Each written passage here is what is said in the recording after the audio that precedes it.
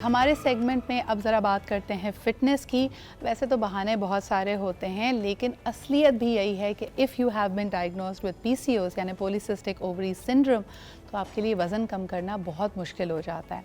लेकिन what are some of the few things that you can do, और आहिस्ता आहिस्ता आप अपने आप को मज़ीद फ़िट कर सकते हैं। लाइफस्टाइल चेंजेस क्या हो सकते हैं जब आप इतना लेथार्जिक फ़ील करें, जब आपको जॉइंट्स में पेन हो रही हो, आपका मूड अच्छा ना हो, all these are symptoms of PCOS.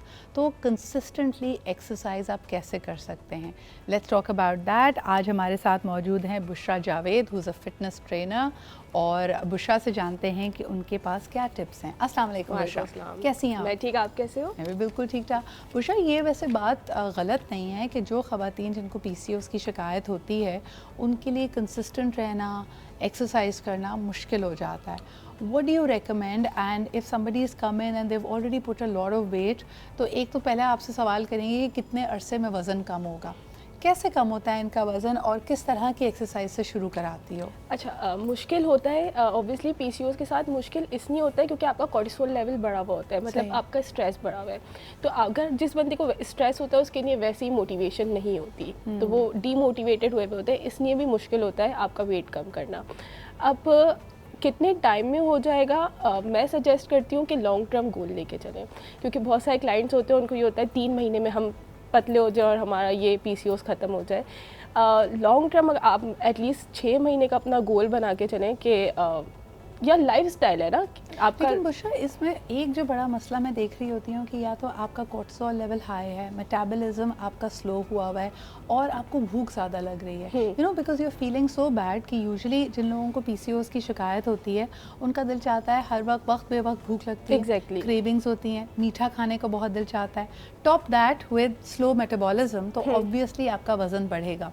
तो वो कई दफ़ा इस बात पे भी डिस्करेज होते हैं कि वो रेगुलर एक्सरसाइज कर रहे हैं तब भी वज़न कम होने के बजाय थोड़ा थोड़ा बढ़ रहा है या स्टैग्नेंट हुआ हुआ है, तो उस वक्त कैसे मोटिवेट करती हो उनको बुशरा? अच्छा, यही तरीका होता है कि आप, अगर मैं किसी क्लाइंट को बोलूँ फॉर एग्जांपल वो 1700 कैलोरीज ले रहा है पर डे, मैं उसको 1000 कैलोरीज पे ले आऊँगी तो वो नहीं कर पाएगा, क्योंकि एक बहुत अमाउंट आपका कैलोरीज का गैप आ गया है। तो थोड़ा थोड़ा करके बैलेंस करके थोड़ा थोड़ा करके आपने अपनी 250 कैलोरीज कट कर ली अपनी डाइट में से। जैसे फॉर एग्जांपल कार्ब्स एक बंदा ले रहा है, अगर मैं उस बंदे को बोलूँ कि वो बिल्कुल कार्ब्स ख़त्म कर दे, तो 1 दिन कर लेगा, 2 दिन कर लेगा, ऑब्वियसली फिर वो डीमोटिवेटेड हो जाएगा कि मुझसे नहीं हो रहा, फिर वो अगले दिन जिम ही नहीं आएगा। बिल्कुल। तो थोड़ा थोड़ा करके अगर कार्ब्स ले भी रहा है, फॉर एग्जांपल राइस ले रहा है, तो मैं उसको ये नहीं बोलूँगी कि राइस लेना बिल्कुल बंद कर ले, पर क्वांटिटी में ले ले।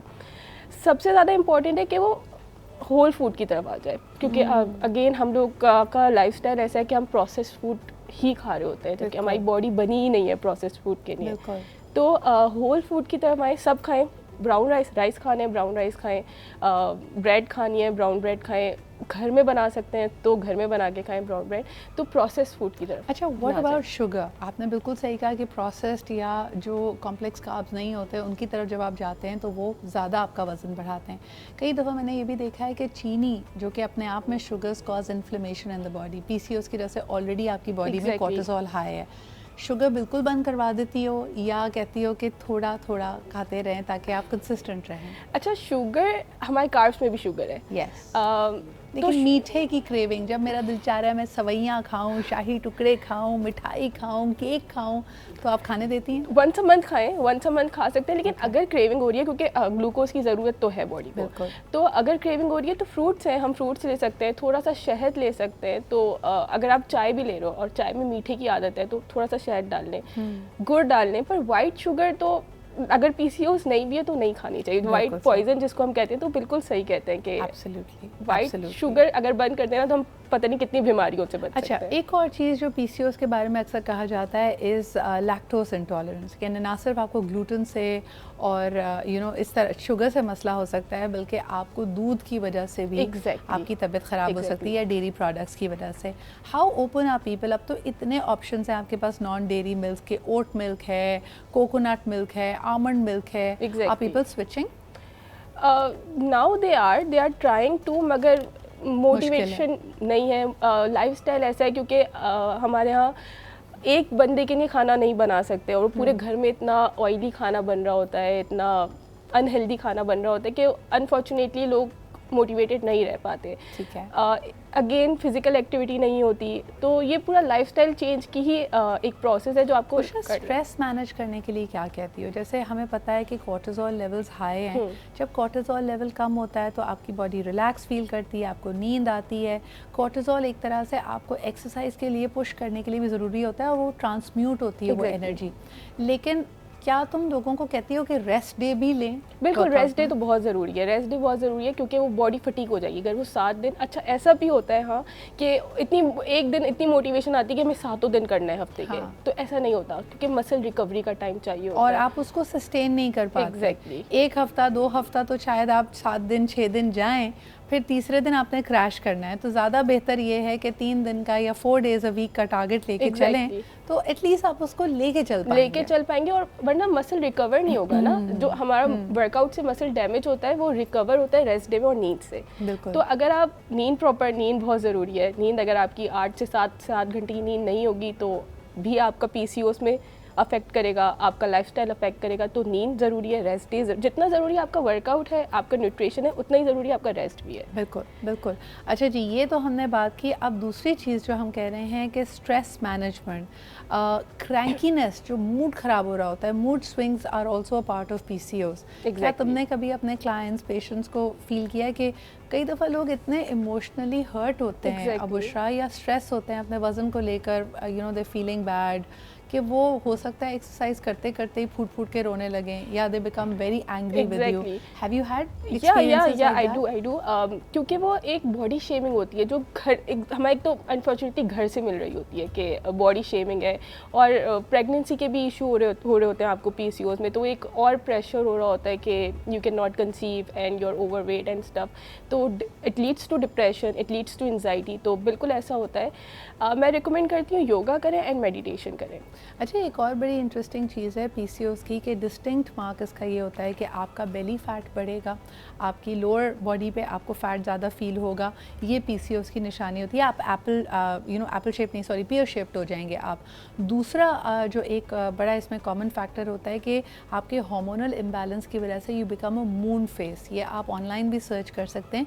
जब आपका चेहरा बहुत ज़्यादा ब्लोटेड, भरा भरा और सूजा वसा महसूस हो, तो सबसे लेट इफ़ेक्ट उस पर आता है। क्या कहोगी इस पे कि आम अगर किसी को PCOS का मसला नहीं है, वो डाइट करें, वो एक्सरसाइज करें, चेहरा बहुत जल्दी पतला हो जाएगा। लेकिन अगर आपको PCOS हैं तो आपको अपना आप अच्छा नहीं लग रहा होता, आप एक्सरसाइज कर रहे हैं, वज़न हो सकता है थोड़ा कम हो, लेकिन चेहरा मोटा है, जो पहले ही लोग नोटिस करते हैं और बॉडी शेमिंग होती है। What do you recommend for that? Yoga करें क्योंकि, और मेडिटेशन करें। First you have to love yourself, तभी आपका स्ट्रेस कम होगा एंड तभी आप अपने लिए कुछ कर पाओगे ना। तो पहले तो accept the way you are, you have to accept the way you are. आपका बॉडी वेट जैसा भी है and you are working for it ना। मेन थिंग है that you are working for it, और इंस्टेंट रिजल्ट तो नहीं आएगा।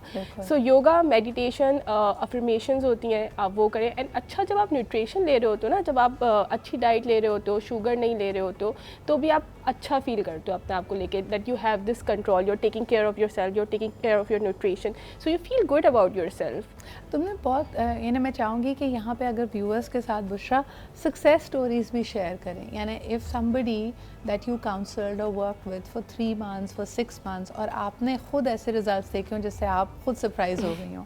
बिल्कुल, ऐसे बहुत रिजल्ट होते हैं, और मैं बहुत प्राउड फील करती हूँ उन लोगों पे कि जब वो आते हैं तो बड़ी बुरी कंडीशन होती है, डीमोटिवेटेड होते हैं, क्योंकि हेयर ग्रोथ भी ज़्यादा हो रही होती है स्किन पे आपके, जब PCOS होता है, एक्नी हो रही होती है, तो बहुत अपने बारे में बुरा फील कर रहे होते हैं। But yes, once they start workout और उनका न्यूट्रिशन अच्छा करते हैं, और जो रिजल्ट आ रहा होता है, ऑब्वियसली दिखने में भी आ रहा होता है, फिर आप अपने बारे में अंदर से भी फील कर रहे होते हो, और फिर वही लोग आपकी तारीफ भी कर रहे होते हैं ना। Absolutely. So last question to you Bushra, मुझे बताओ कि अगर आपको देखकर लोग इंस्पायर्ड हुए हैं, ख़ासतौर पे वो ख़वातीन who may be suffering from the PCOS syndrome, तो how can they get in touch with you?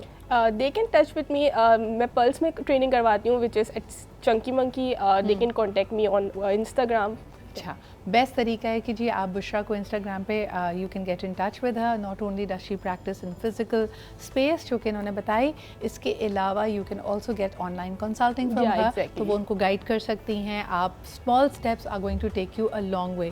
बड़ा ज़रूरी होता है कि चीज़ों को पर्सपेक्टिव में लें, लॉन्ग टर्म गेम खेलें, बिग पिक्चर पर नज़र रखें, and I hope that you are going to feel better.